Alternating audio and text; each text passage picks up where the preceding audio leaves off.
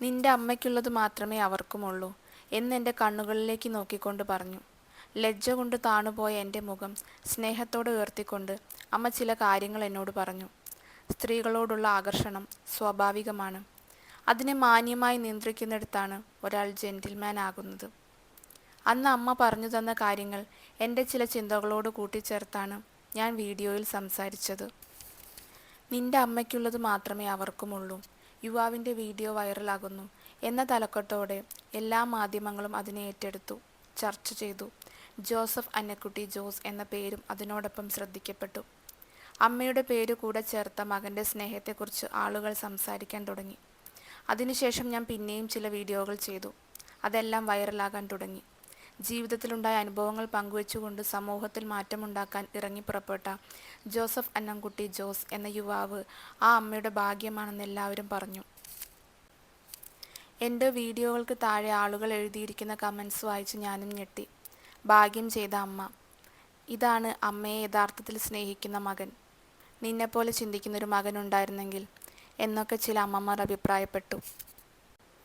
ഞാൻ അമ്മയെ അത്ര കണ്ട് സ്നേഹിക്കുന്നില്ല എന്നും എൻ്റെ അമ്മയ്ക്ക് ഞാൻ എന്ന മകൻ അത്ര വലിയൊരു ഭാഗ്യമല്ലെന്നും ലോകത്തോട് വിളിച്ചു പറയണമെന്നുണ്ടായിരുന്നു. പക്ഷെ സാധിച്ചില്ല. ഇവിടെയാണ് ഗാന്ധിജി എന്ന മനുഷ്യൻ എന്നെ സ്വാധീനിച്ചത്, ചില സത്യങ്ങൾ ഏറ്റുപറയാൻ. എൻ്റെ ജീവിതത്തിൽ എന്നെക്കുറിച്ച് കേട്ടിട്ടുള്ള ഏറ്റവും മോശമായ പരാമർശം വന്നത് അമ്മയുടെ വായിൽ നിന്നാണ്. ജോസഫേ, ഈ ലോകത്തിൽ ഞാൻ ഏറ്റവും കൂടുതൽ ഭയക്കുന്നത് നിന്നോട് മിണ്ടാനാണ്. എൻ്റെ 3 മക്കളിൽ നിന്നോട് സംസാരിക്കുമ്പോൾ ഞാൻ ഒരുപാട് ആലോചിക്കും. സത്യം പറഞ്ഞാൽ എനിക്ക് നിന്നെ പേടിയാണ്. ഇങ്ങനെയൊരു മകൻ ഉണ്ടായിരുന്നെങ്കിൽ എന്ന് അമ്മമാർ ആഗ്രഹിച്ച നല്ലൊരു പയ്യൻ എന്ന് നാട്ടുകാർ സ്നേഹത്തോടെ വിളിച്ച ചെറുപ്പക്കാരന് സ്വന്തം അമ്മയുടെ വാഴ്ത്ത്. ഞാൻ ചിലപ്പോഴൊക്കെ ചിന്തിക്കുന്നൊരു കാര്യമുണ്ട്. എല്ലാ ആൺകുട്ടികളും അമ്മമാരോട് പ്രത്യേക സ്നേഹം പുലർത്തുമ്പോൾ ഞാൻ എന്തുകൊണ്ടാണ് എൻ്റെ അപ്പച്ചനെ കൂടുതൽ സ്നേഹിച്ചത്? എന്തുകൊണ്ടാണ് അമ്മ എന്നെക്കുറിച്ച് അങ്ങനെ പറഞ്ഞത്?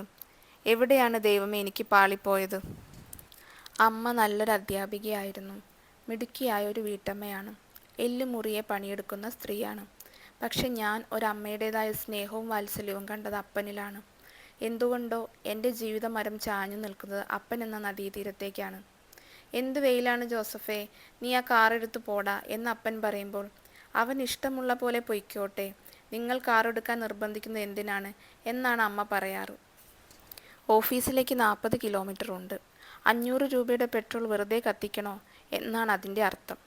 വളരെ പ്രായോഗികമായ ചിന്തയാണ് അമ്മയുടേത്. ഒരു ചെറുപ്പക്കാരനായ ഞാൻ കുറച്ച് വെയിൽ കൊണ്ട് യാത്ര ചെയ്യുന്നതിൽ ഇത്ര തെറ്റെന്താണ്? പക്ഷേ ആ പ്രായോഗികതയേക്കാൾ ഞാൻ ഇഷ്ടപ്പെട്ടത് അപ്പൻ്റെ മനസ്സിനെയാണ്. എൻ്റെ വീട്ടിൽ എപ്പോഴും ഉയർന്നു കേൾക്കുന്ന ശബ്ദം അമ്മയുടേതാണ്. ദേഷ്യപ്പെടാൻ സ്വാഭാവികമായ കാരണങ്ങൾ അമ്മയ്ക്ക് നിരത്താനുണ്ടെങ്കിലും ഞാൻ കൂടുതൽ മനസ്സിലാക്കിയത് അപ്പൻ്റെ നിശബ്ദമായ ദേഷ്യപ്രകടനങ്ങളാണ്. അമ്മ ദേഷ്യപ്പെടുമ്പോൾ ഉപയോഗിക്കുന്ന വാക്കുകളുടെ മൂർച്ച കൊണ്ട് എത്രയോ തവണ എൻ്റെ മനസ്സ് മുറിഞ്ഞിട്ടുണ്ട്. ആ മുറിവുകളിൽ നിന്ന് ഒരുപാട് കണ്ണീരൊഴുകിയിട്ടുണ്ട്. ചെയ്തുകൊണ്ടിരുന്ന മാർക്കറ്റിംഗ് ആൻഡ് സെയിൽസ് പ്രൊഫഷൻ എനിക്ക് സന്തോഷം നൽകുന്നില്ലെന്ന് തിരിച്ചറിഞ്ഞപ്പോൾ, എൻ്റെ വഴി ഇതല്ലെന്ന് മനസ്സിലാക്കിയപ്പോൾ ഞാൻ ആ ജോലി ഉപേക്ഷിക്കാൻ തീരുമാനിച്ചു. മോനെ, നീ ചതിക്കല്ലേ എന്ന് അമ്മ കരഞ്ഞുകൊണ്ട് പറഞ്ഞപ്പോൾ എൻ്റെ കണ്ണുകൾ നിറഞ്ഞില്ല.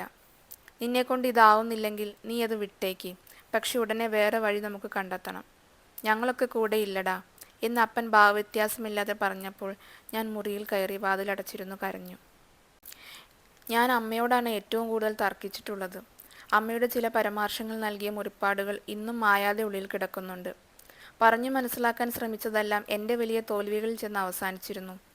ദൈവത്തോട് പോലും നമ്മുടെ അമ്മ തർക്കിക്കും എന്ന് ചേട്ടനോട് ഒരിക്കൽ ഞാൻ പറഞ്ഞിട്ടുണ്ട്.